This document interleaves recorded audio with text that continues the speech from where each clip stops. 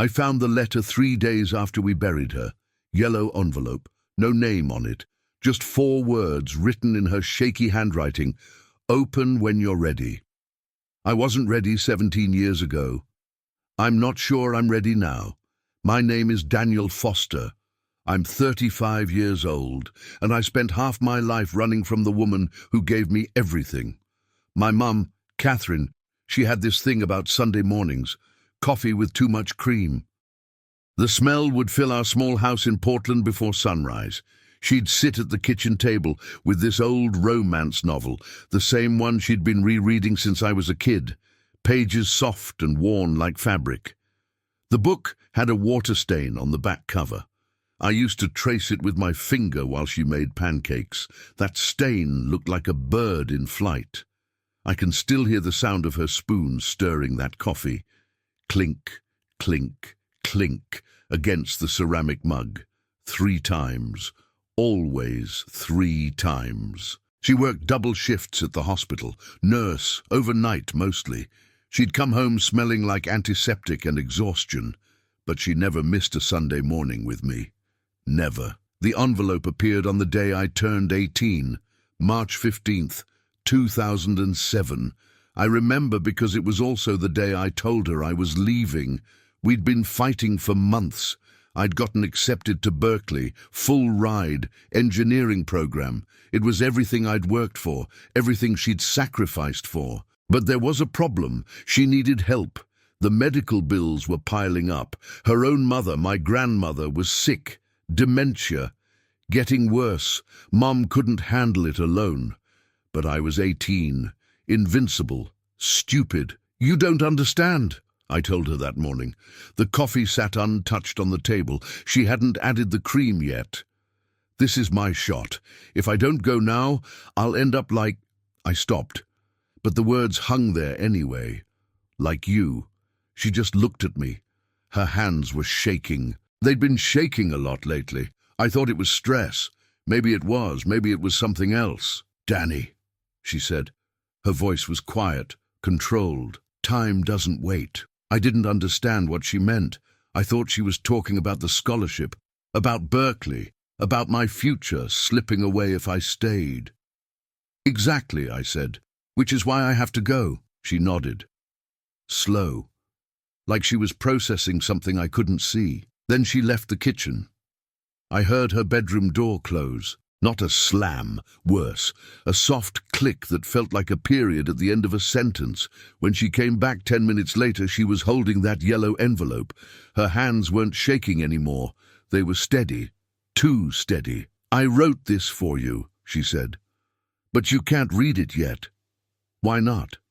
Because you're not ready. That doesn't make sense, Mom. It will. She placed the envelope on the table between us, right next to the cold coffee. Promise me something, Danny. Don't open this until you know why you need to.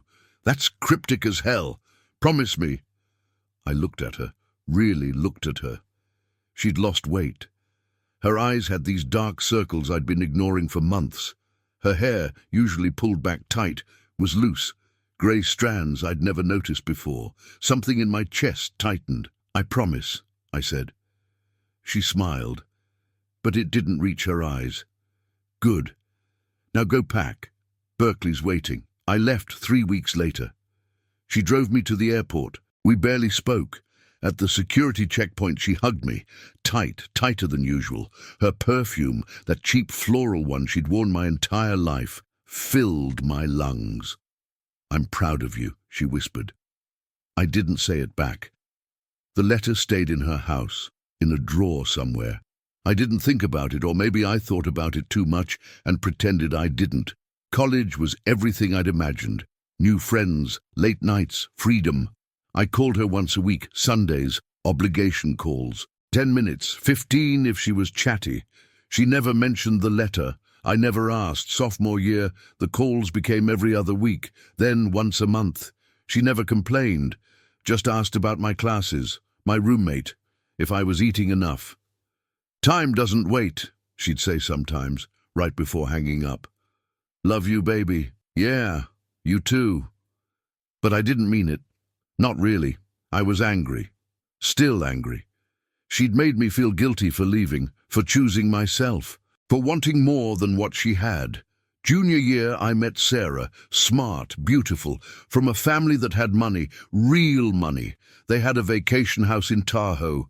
Her dad was a lawyer. Her mom ran a gallery. They were everything my life wasn't. Sarah's mom invited me to Thanksgiving. I said yes. I didn't call my own mother until the day before. "Danny, that's wonderful," Mom said. But her voice was thin, papery. "You should go." "You're not upset?" "Why would I be upset?" "Because I'm not coming home." Silence. Long enough that I thought the line had dropped. "Mom, I'm here. Just have a good time, okay? You deserve it." That was the last real conversation we had. Senior year, the calls stopped. My fault. I was busy. Internship, job interviews. Sarah. Life. I told myself I'd visit during summer break.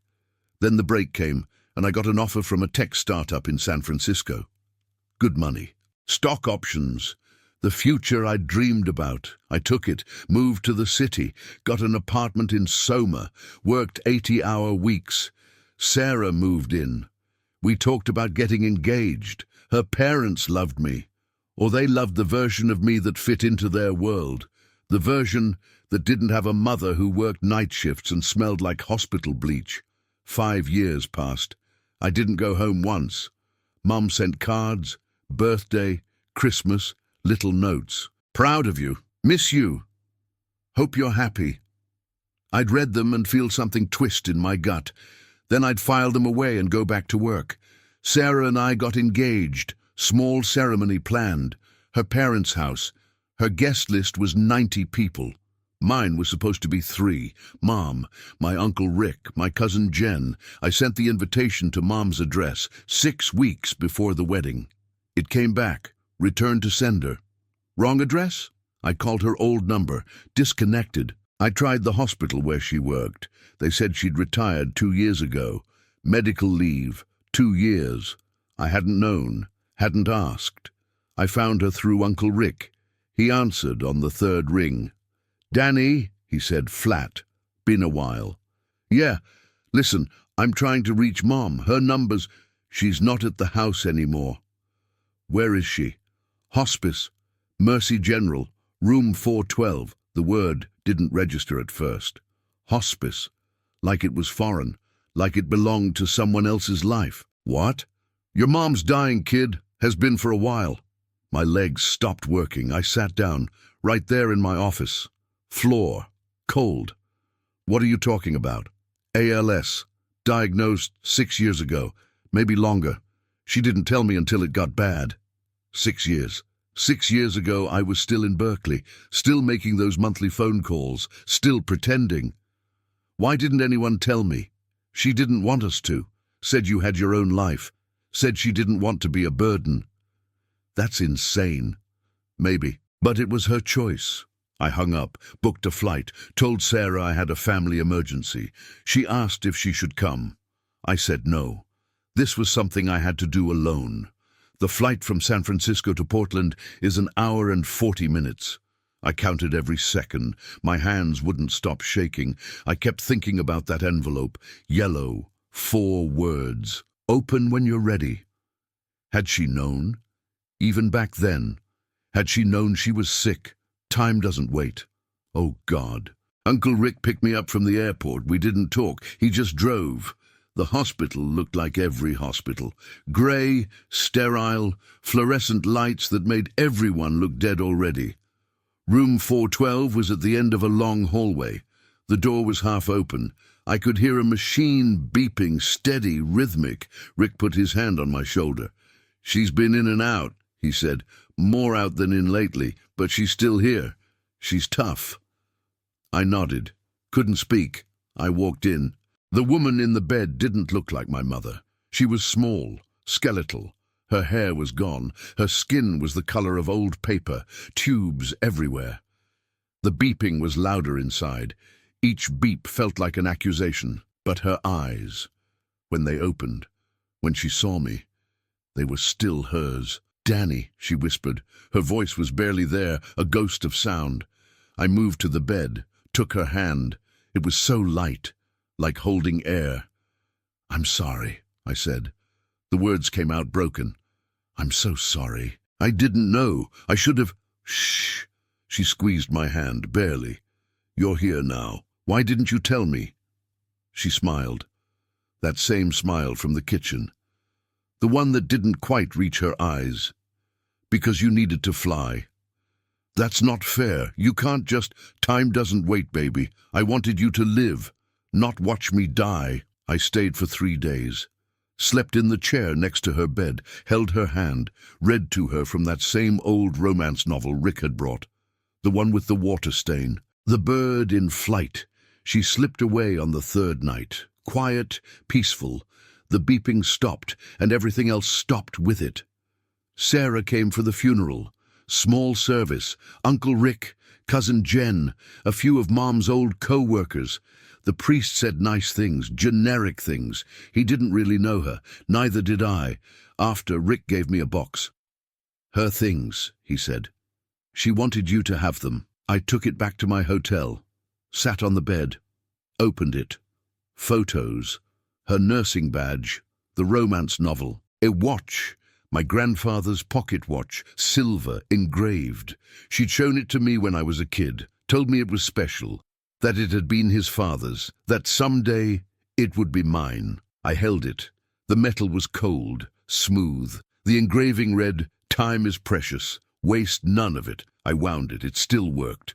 Tick, tick, tick at the bottom of the box, under everything else. Yellow envelope. My hand started shaking again. 4 words. "Open when you're ready."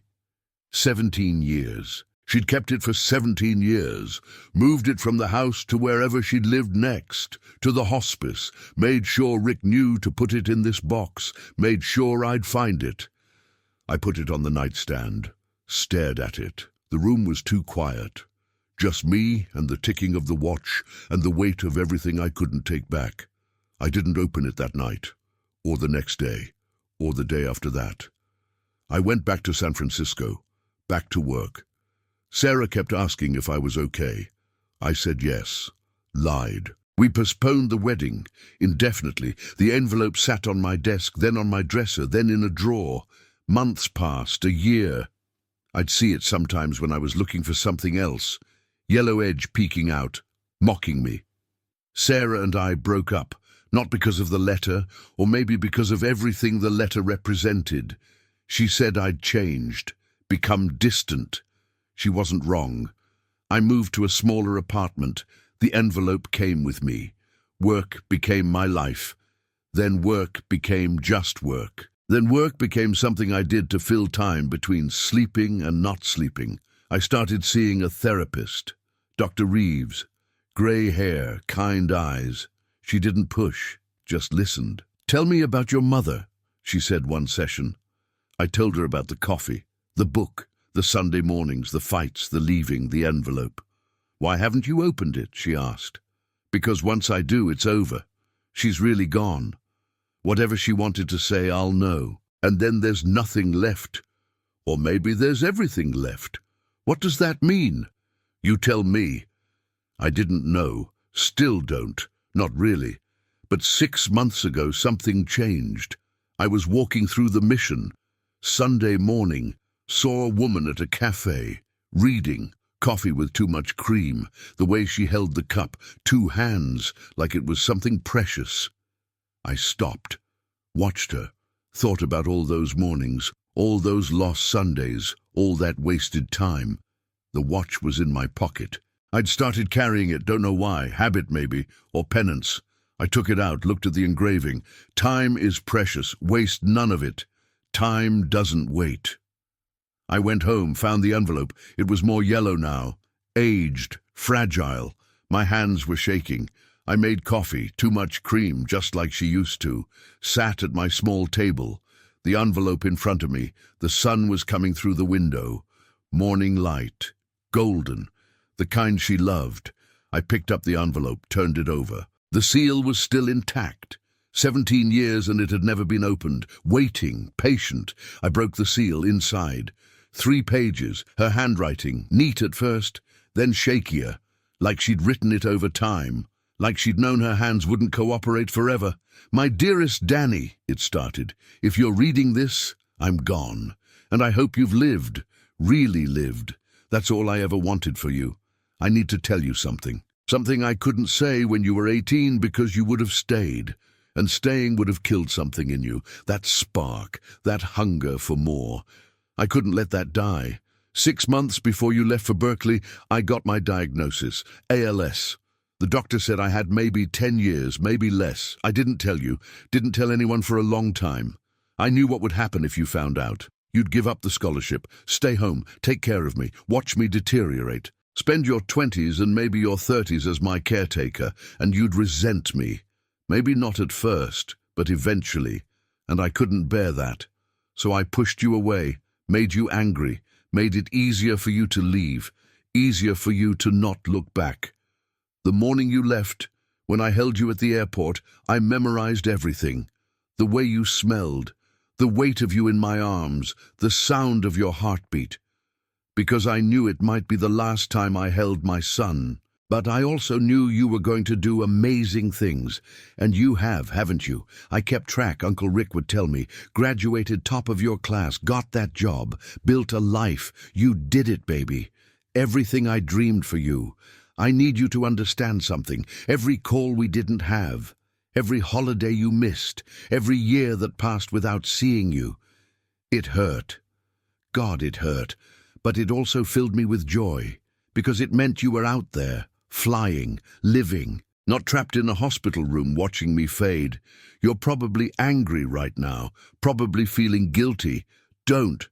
Please don't. This was my choice, my gift to you, the only one that mattered. I loved you when you were born, when you took your first steps, when you lost your first tooth, when you graduated high school, when you left, when you stopped calling, when you lived your life without me. I loved you through all of it, and I love you now, wherever now is. The watch in the box belonged to your grandfather. He gave it to me before he died. Told me time was the only thing we really own, and how we spend it is the only thing that matters. I spent my time giving you yours, and I'd do it again, 1,000 times. Live, Danny. Love someone, find your Sunday mornings, drink coffee with too much cream, read the same book until it falls apart. And when someone needs you, be there, be present, because time doesn't wait. It never does. But sometimes, if we're lucky, time gives us exactly what we need, exactly when we need it. You needed to fly. I needed to let you, and now you need to forgive yourself. So consider this permission. I was never angry, never disappointed, never anything but proud. You were my greatest accomplishment, my best work, my Sunday morning. Thank you for being my son. Thank you for living. I love you. Always. Mom. I sat there, the pages in my hands, the coffee cold, the light shifting across the table. She knew. She'd always known. Every missed call, every forgotten birthday, every silence. She'd known why, and she'd let me. Released me from the guilt I'd been carrying for 17 years. The watch was on the table, still ticking, steady, constant. Time doesn't wait, but sometimes time gives us exactly what we need. I picked up my phone, called Uncle Rick. "Hey, kid," he answered. I opened it. I said, "Yeah?" "Yeah." Silence. Then, she'd be glad. "Rick? What?" "Thank you for making sure I got it. That's what family does." I hung up, looked at the watch, at the letter, at the morning light that reminded me of her. I can't get those years back, can't undo the distance, can't rewrite the ending. But I can do what she asked. I can live. I can be present. I can waste none of it. 3 days later, I called Dr. Reeves, told her I wanted to volunteer. Hospital, maybe. Hospice. Somewhere I could sit with people, read to them, hold their hands, be the presence my mother deserved but refused to ask for. She helped me find a program. Now, every Sunday morning, I'm at Mercy General. Different rooms, different people, same story, time running out, family somewhere else, living their lives, or hiding from them.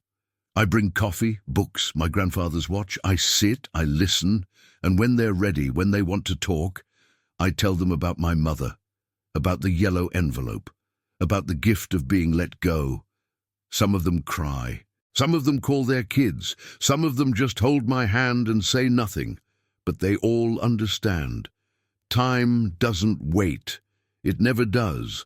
But how we spend it, how we love through it, how we sacrifice and release and forgive through it, that's what makes us human. That's what makes it worth something. My mother gave me 18 years of Sunday mornings. Then she gave me 17 more years of freedom. And finally, she gave me permission to stop running. I carry the watch everywhere now. Wind it every morning. Listen to it tick. Each tick a reminder, each second a gift. I don't waste them anymore. I don't waste anything.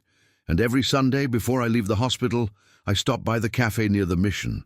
Order coffee with too much cream, sit by the window, watch the light change, and I think about her, about Sunday mornings, about time, about love that lets go, about forgiveness that arrives 17 years late, but exactly on time.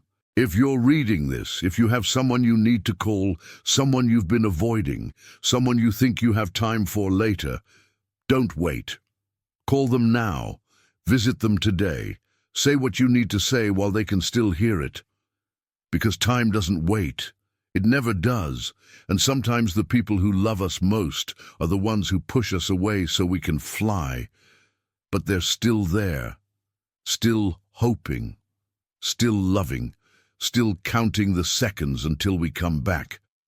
Don't make them count alone. Don't let the letter sit in a drawer for 17 years. Open it now, while it still matters, while there's still time to say thank you, to say I love you, to say I understand, before the only thing left is yellow paper and words you can't answer.